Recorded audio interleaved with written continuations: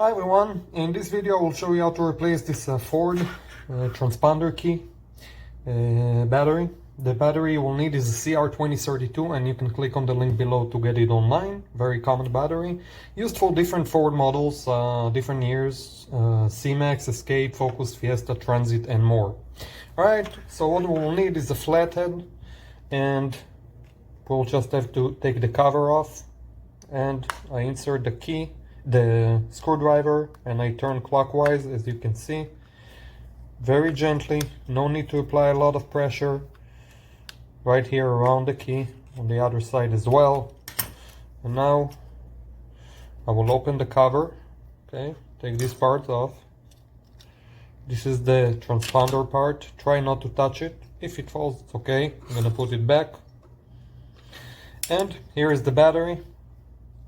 I will take the flathead underneath, take it out. As I said, CR2032. This is the good one, so I'll use it again. Now when you slide it in, be gentle. It may take some time, not too much, but just slide it in, easy. And here we go. Okay, now I will take the transponder part, I'll put it back.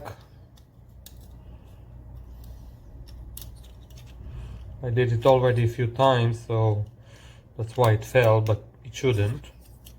Anyway, put the cover back,